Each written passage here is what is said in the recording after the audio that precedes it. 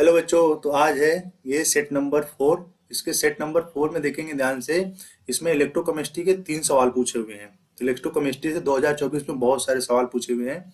तो इसमें देखिएगा पहला वाला जो पहले का ख ऑब्जेक्टिव सवाल सबसे इजी सवाल है।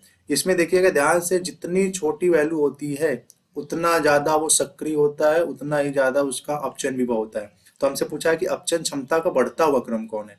तो इसमें ध्यान से देखेंगे सबसे छोटी वैल्यू जो -3 वाला है ये सबसे छोटी है।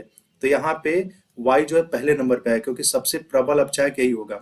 हमसे पूछा है कि अपचयन क्षमता का बढ़ता हुआ क्रम। तो यहाँ पे ये पहले y हो गया, और फिर उसके बाद इससे छोटी वैल्यू ध्यान से देखेंगे z है, तो z हो जाएगा, फिर उसके बाद x हो जाएगा। और याद रखिएगा जब ये -3 है, आपने जब इलेक्ट्रोकेमिस्ट्री का वो इलेक्ट्रोकेमिकल सीरीज पढ़ा होगा तो सबसे पहले ऊपर लिथियम आता है, ये लिथियम ही है, तो सबसे ज्यादा सक्रिय हो गया।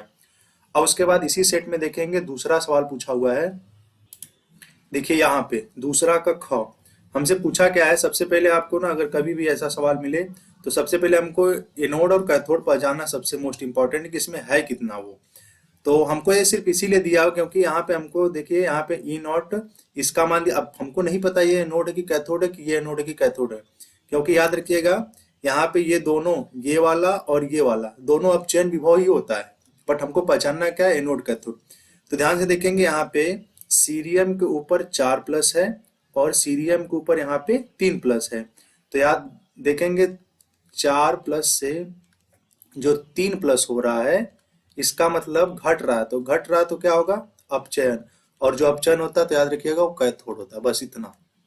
जहां अपचयन हो रहा है वो कैथोड वाला है। और देखेंगे यहाँ पे कोबाल्ट से कोबाल्ट +2 बन रहा, तो यहाँ पे ये हो रहा ऑक्सीकरण। और ऑक्सीकरण कहाँ पे होता है, एनोड पे होता है। इसका मतलब हमको पता चल गया जो सीरियम की छड़ है वो कैथोड की छड़ है, और कोबाल्ट की छड़ जो है वो एनोड की छड़ है। और हम एक फार्मूला जानते हैं कि ई नॉट सेल बराबर होता है E naught cathode minus E naught anode. E naught cell का मान देखिए दिया हुआ है यहाँ पे सवाल में 1.89। ई कैथोड, कैथोड कौन है, सीरियम वाला, तो हमसे ये वाला पूछा है तो हम यहाँ पे रख देंगे ई नॉट सीरियम पे +4 और यहाँ पे सीरियम +3। हमें इससे ज्यादा खास मतलब नहीं, बस यहाँ पे अपचयन दिखाता है वो।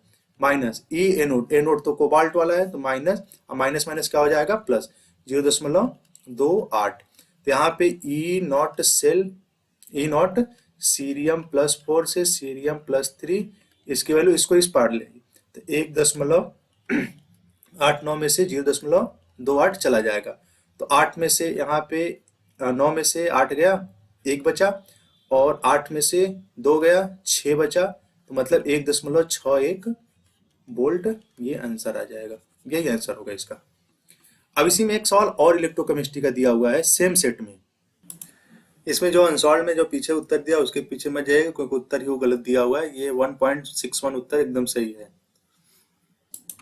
तो हमारे पे यहाँ पे 5वें नंबर का सवाल है। तो यहाँ पे हमसे पूछा हुआ है यहाँ पे कि 0.1 मोल पर लीटर केवच विलयन से भरे एक 1000 सेंटीमीटर लंबाई तथा 0.5 सेंटीमीटर त्रिज्या के स्तंभ का विद्युत प्रतिरोध 5 × 10⁻³ में बिलियन की मोलर चालकता। मतलब हमसे ये लेमडा एम पूछा हुआ है।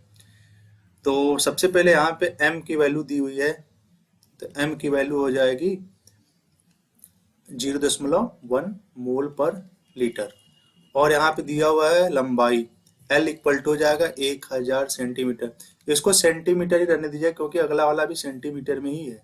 तो यहाँ पे आर की वैल्यू है 0.5 सेंटीमीटर। अब यहाँ पे क्या करना हमको है, आर की वैल्यू दी हुई है, आर बराबर हो जाएगा 5 × 10⁻³ ओम। तो हम एक फार्मूला जानते हैं, आर बराबर होता है ρ×L/A। अब हम इसलिए इस फार्मूले का यूज कर रहे हैं। अब याद रखिएगा, अब कोई विलयन से भरा हुआ कोई एक स्तंभ है जिसका इलेक्ट्रोड का विद्युत प्रतिरोध लंबाई दिया हुआ है। तो ये जब इलेक्ट्रोड ऐसा है, ध्यान से देखिए ये इलेक्ट्रोड है, तो इसकी त्रिज्या दी हुई है। अब ध्यान से देखेंगे, इसको सामने से आपको सर्किल दिखेगा, और सर्किल का क्षेत्रफल जो होता है πr² होता है। तो ये वाली आर वाली वैल्यू हम यहाँ पे पुट करेंगे, तो यहाँ पे हो जाएगा आर बराबर ρ × L/πr²।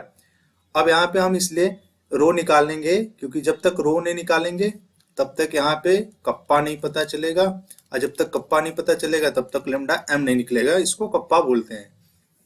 अब यहाँ पे इसको क्या है कि जब रो निकल जाएगा तो हम जानते हैं कि कप्पा की वैल्यू होती है 1/रो। अब यहाँ पे 1/रो इस फार्मूले में रख देंगे, और लेमडा एम अभी पीछे वाले सवाल में हमने बताया था पिछले वीडियो में कि कप्पा इंटू 1000/एम होता है, या तो सी होता है, यहाँ पे कोई भी होता है। तो तब तक नहीं निकलेगा कप्पा, क्योंकि जैसे ही कप्पा निकलेगा एम की वैल्यू पता है, रख देंगे, पुट कर देंगे, लेमडा एम आ जाएगा। तो सबसे मोस्ट इंपॉर्टेंट यहाँ पे ये रो। तो आर की वैल्यू है 5 × 10⁻³ बराबर रो। एल की वैल्यू 1000 है, पाई 22/7 या 3.14 भी रख सकते हैं, आर 0.5 का होल स्क्वायर हो जाएगा। अब यहाँ से रो बराबर बन जाएगा, ये हो जाएगा, ऊपर चला जाएगा तो ये 5 × 10⁻³ ये तो 22 तो नीचे रहेगा, 7 ऊपर गया हुआ था तो 22 इधर चला आएगा, कैलकुलेशन है बस, 0.25 हो जाएगा, और नीचे क्या हो जाएगा 1000 × 7, ये कट जाएगा यहाँ पे। अब यहाँ पे क्या होगा कि इसका मल्टीप्लाई कर लेते हैं, 22 5 110 हो जाएगा, 110 0.25/7 ये हो जाएगा।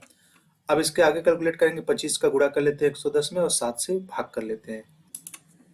तो यहाँ पे इसे कैलकुलेट करेंगे जब, तो ये वाली वैल्यू आ जाएगी, जो ऊपर करेंगे 27.5 और नीचे 7, और इसको डिवाइड करेंगे तो आ जाएगा 3.92। ये आ गया रो की वैल्यू, और हम यहाँ से कप्पा निकालेंगे, 1/रो होता है 1/3.92, और इसको डिवाइड करेंगे तो आ जाएगा 0.255। ये इसकी वैल्यू है कप्पा की, और जानते हैं इसका मात्रक होता है साइमन इंटू सेंटीमीटर इनवर्स। अब रख देंगे यहाँ पे लेमडा एम इक्वल टू होता है कप्पा इंटू 1000/c, तो इसकी वैल्यू 0.255/1000, और वहाँ पे इसकी वैल्यू थी 0. इंटू में 1000/0.1, तो इसकी कैलकुलेट करेंगे तो 255 आएगा, नीचे आ जाएगा 0.1, और ऊपर नीचे डिवाइड का भाग कर लेंगे तो आ जाएगा 2550, आंसर हो जाएगा ये इसका। अब इसकी वैल्यू बताइए कैसे निकलता है, यहाँ पे ध्यान से देखेंगे तो साइमन तो है ही, सेंटीमीटर इनवर्स भी है, और नीचे प्रति में मोल भी रहेगा, बट ये इसका मात्रक नहीं, क्योंकि सेंटीमीटर इनवर्स जो है ये जो है आयतन होता है, और आयतन का जो मात्रक होता है सेंटीमीटर क्यूब होता है, और जैसे इसमें सेंटीमीटर क्यूब का मल्टीप्लाई करेंगे, हम यहाँ मात्रक बता दे रहे हैं, तो साइमन सेंटीमीटर क्यूब करेंगे तो सेंटीमीटर स्क्वायर हो जाएगा, और पर मोल, ये मोल नहीं है, मोल का मतलब यहाँ पे मोलारिटी से है, मतलब सांद्रता से है।